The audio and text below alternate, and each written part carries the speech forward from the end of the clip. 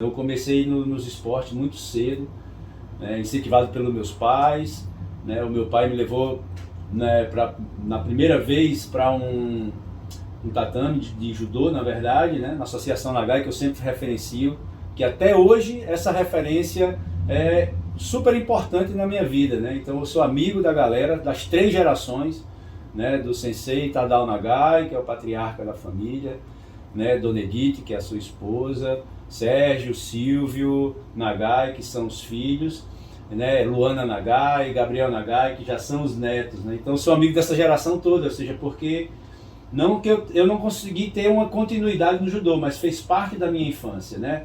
Os meus 7, 8 anos até os meus 12 anos eu fiz judô, depois fiz taekwondo e depois encontrei a capoeira já ali um pouco meio que na rua, perambulando ali pela Federal, morava naquela área lá da Iputinga, Caxangá, e encontrei a capoeira lá com os amigos mesmo, e ali eu continuei até hoje a capoeira. E nesse meio tempo aí, antes disso, na verdade, ainda teve o surf, né? Que o surf entrou na minha vida aos 14 anos de idade. E aqui o paralelo? Foi antes, na verdade, né? Ou seja, veio o judô, o taekwondo e depois veio o surf. Sim. A capoeira mesmo entrou na minha vida quando eu entrei na faculdade, aos 19 anos, 19 anos. Então eu comecei na capoeira em 1992, lá na Universidade Católica, com o mestre Curisco. Até hoje, a gente tá, hoje mesmo eu tive lá uma experiência com ele, que está no processo, na semana de volta às aulas da Universidade Católica, né? Então passou esse tempo todo aí com a pandemia parado, e aí agora voltou, então a Presencial capoeira... e tal, né? Presencial, isso.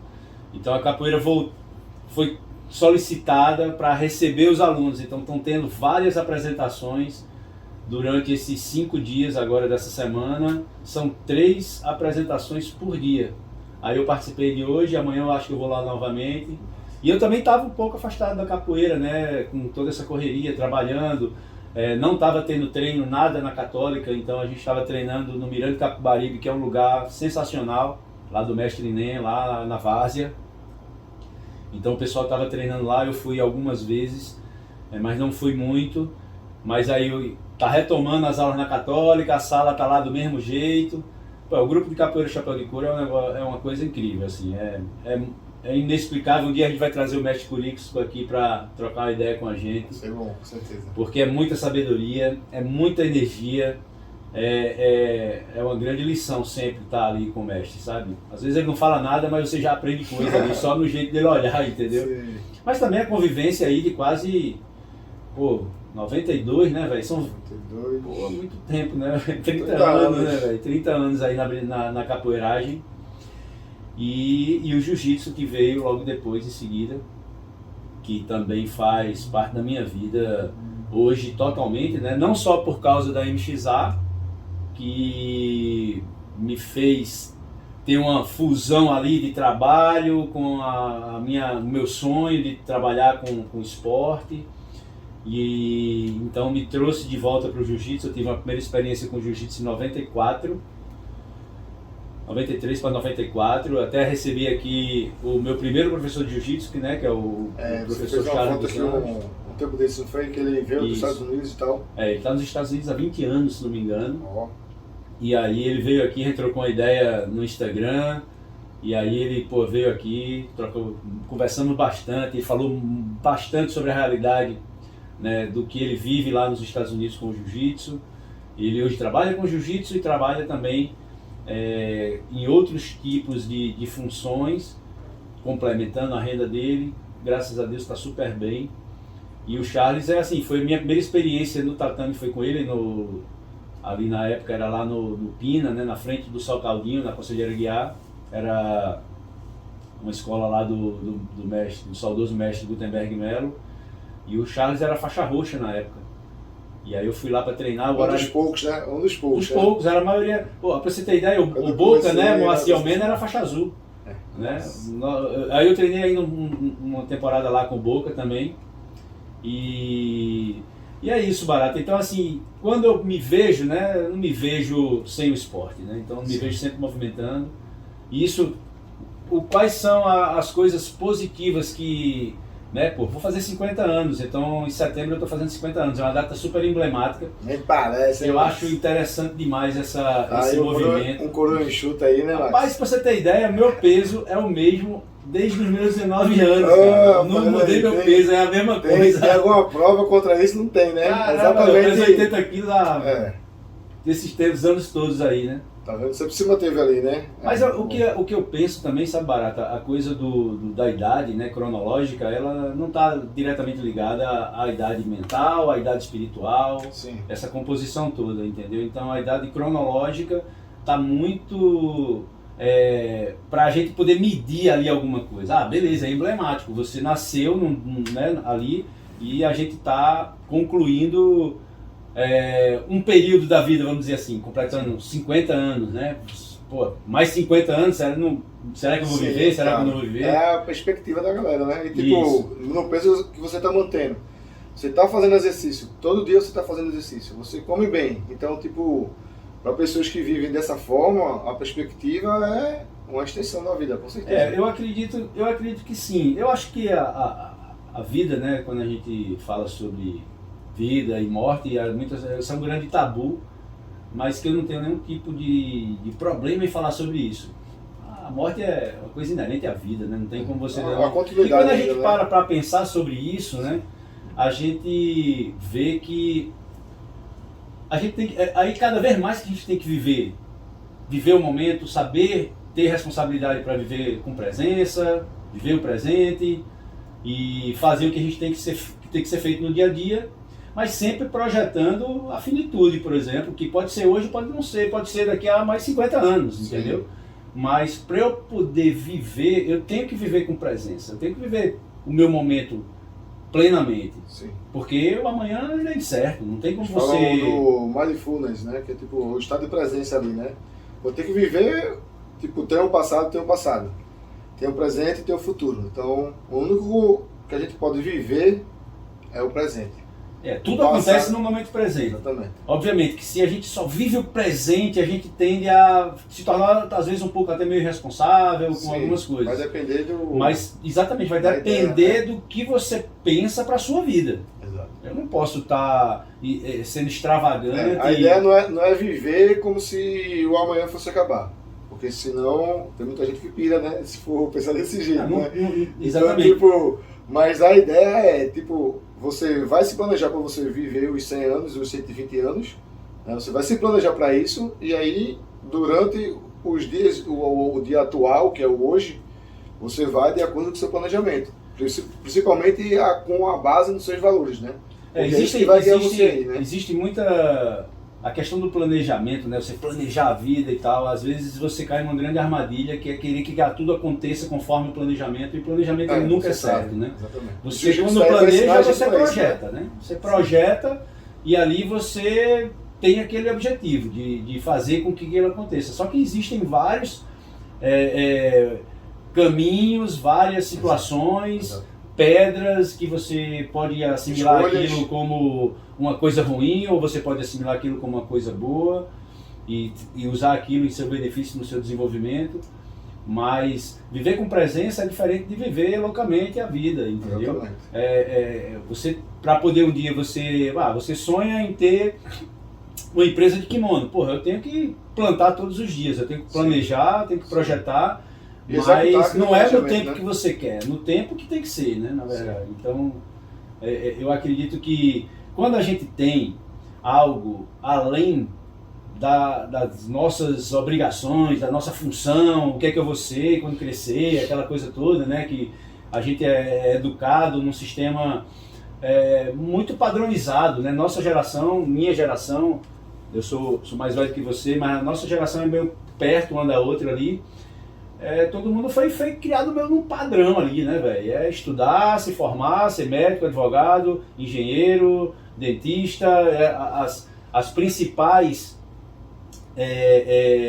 formações, né, que você se profissionaliza para ser bem sucedido, né? Então, ser bem sucedido, o que é ser bem sucedido, né? Então, ser bem sucedido é o quê? Ser bem sucedido financeiramente? Beleza.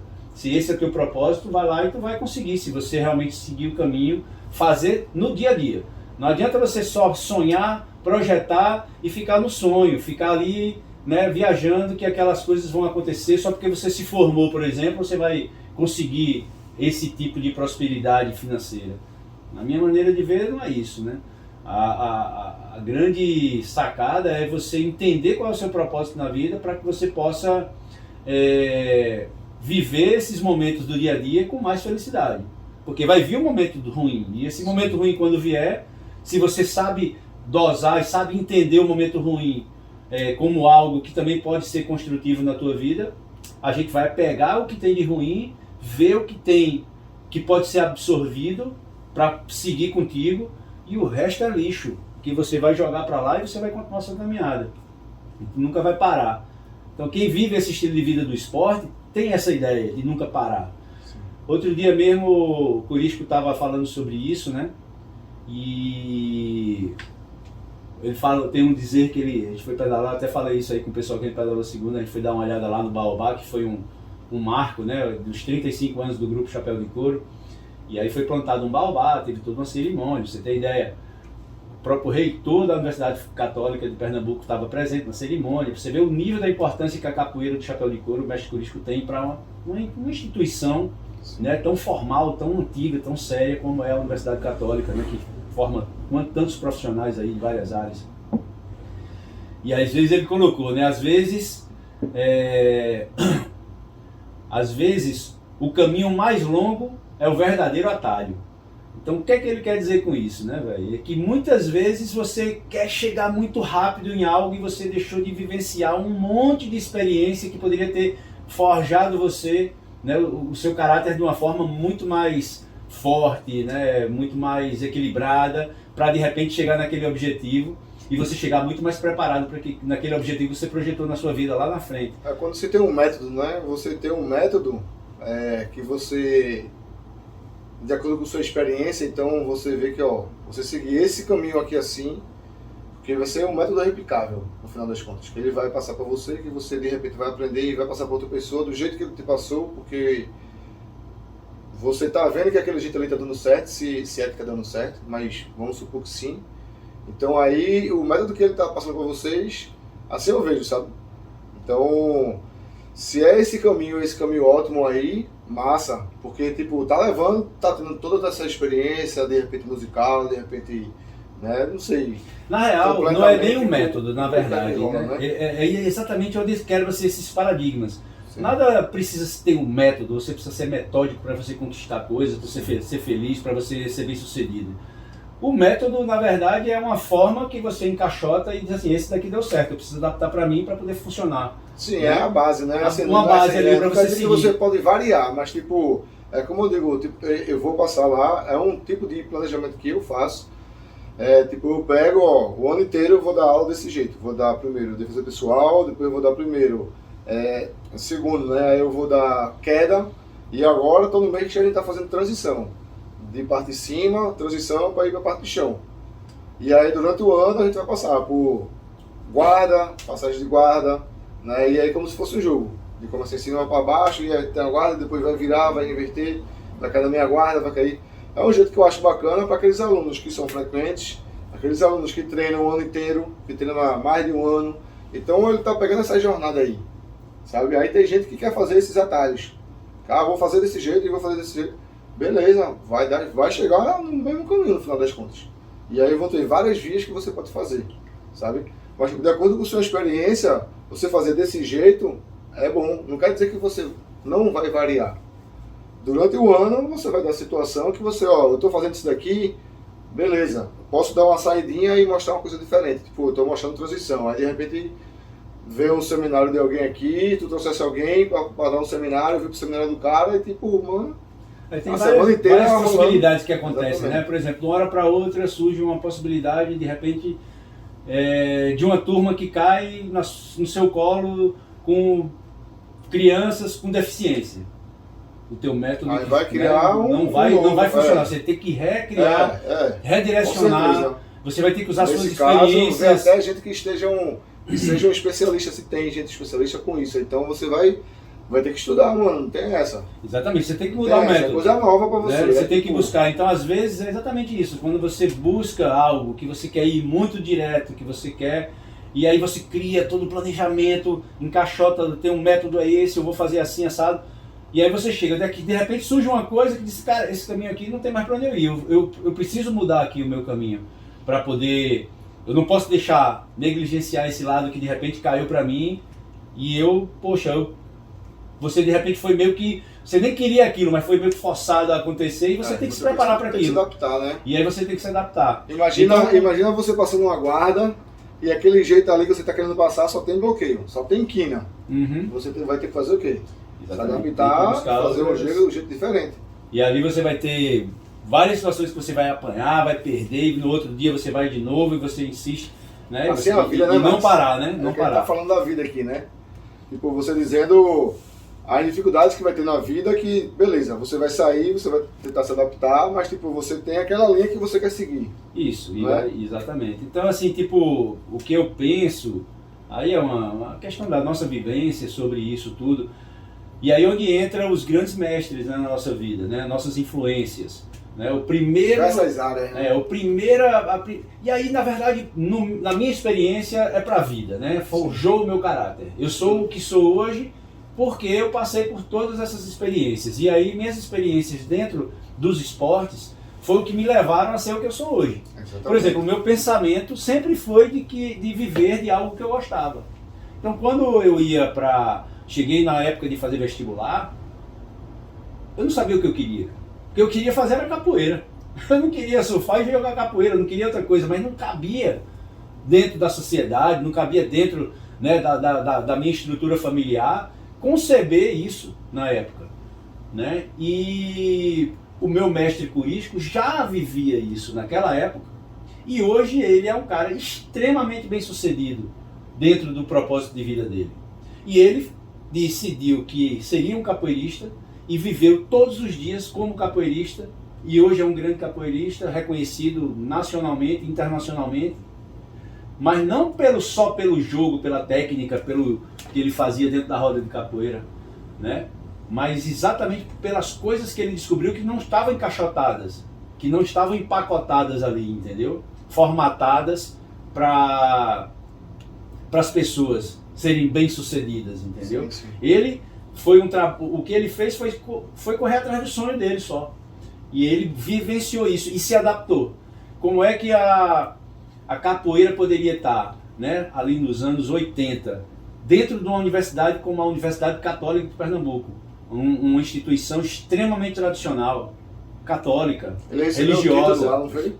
Ano passado? Recebeu ano passado, exatamente. Recebeu um título de doutor honoris causa pela capoeira. Agora, o que foi que ele fez? Qual foi o caminho que ele teve que seguir? Como foi esse percurso para chegar onde ele chegou? Né? De ser um mestre tão reconhecido, não só pela capoeira, mas pela filosofia de vida que ele transmite para todas as pessoas que têm o privilégio, na verdade, de conviver com ele.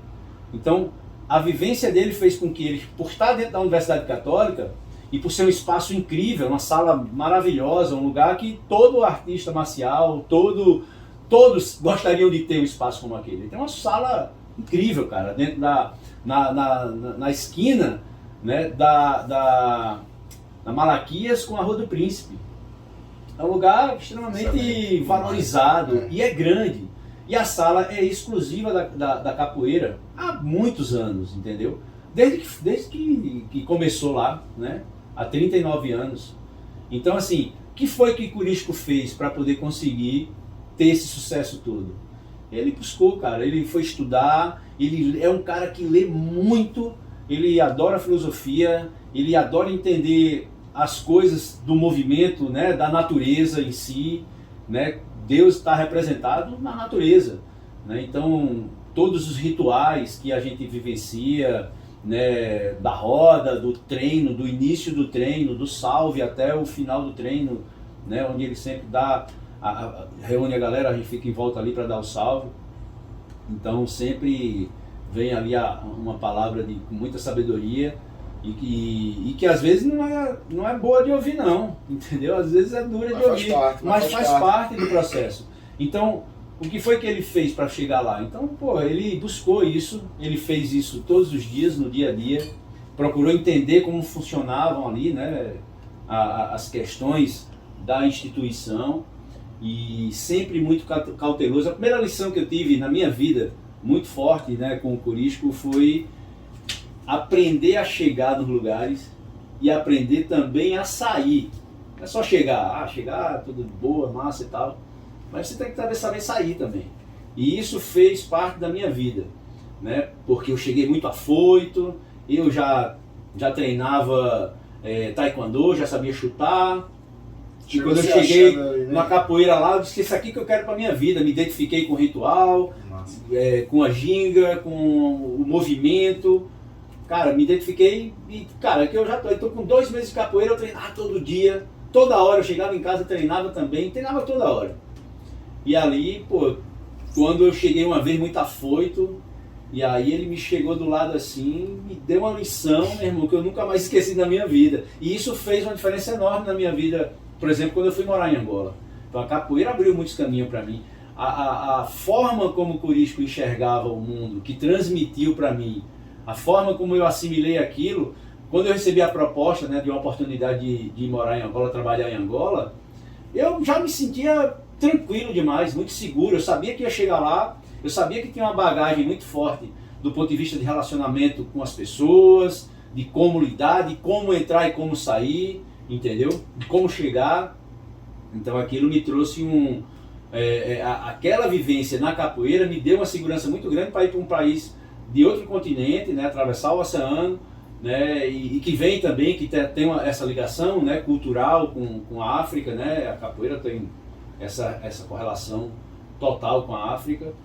E ali eu me dei muito bem, eu consegui atingir todos os meus objetivos como profissional, né, na área lá de comércio, distribuição, importação,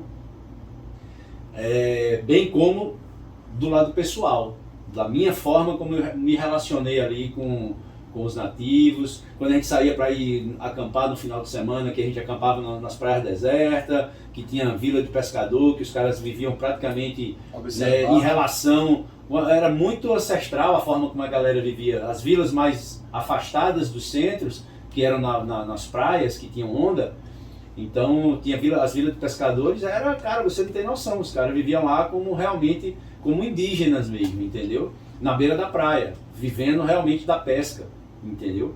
E morando em casas feitas de palha, de chão batido. Então a gente vilas como essa com 500, 1000 habitantes, entendeu? Numa vila dessa daí. E a gente acampava no meio dessa galera. Então, se não fosse a capoeira que eu aprendi, com a capoeira do chapéu de couro, a capoeira do mestre Corisco, eu tenho certeza que a minha relação com aquelas pessoas, que sempre foi muito amistosa, sempre foi muito boa, sempre foi muito bem recebido, mas eu devo isso exatamente à forma como o Corisco disse: você tem que aprender a chegar nos lugares e aprender a sair. E dentro desse ensinamento, a forma como ele colocou isso, né, dentro do meu coração, foi muito forte. Né? Então, assim, como fazer isso? Aí isso foi por causa de um acontecimento dentro da roda. Um acontecimento dentro da roda, ele tirou aquilo, me chamou no canto, a energia que ele colocou ali para me dar essa lição, mudou a minha forma de ver as coisas para o resto da minha vida. Ou seja, isso fez parte da minha formação de caráter. Na hora que eu cheguei e cometia um erro, cheguei errado e ia sair errado. Se não fosse ele que tivesse chegado para mim, puxado a minha orelha naquele momento, e aquilo, a energia dele, para quem conhece, é muito forte. Embora ele seja magrinho, ele é uma energia muito forte, muito potente. Aquilo nunca mais saiu da minha cabeça, aquele ensinamento. Então eu sou muito grato a todos esses caminhos que eu percorri. E aí, voltando àquela ideia de, o que é ser bem sucedido na vida, né? Financeiramente é uma coisa. Para mim, ser bem sucedido na vida é isso, você fazer o seu dia a dia e cada vez mais no seu dia a dia você chegar no final do dia e dizer: cara, eu estou fazendo o meu melhor e está tudo certo e eu consigo apreciar as coisas simples da vida, e isso é o que vale, isso é o que vale.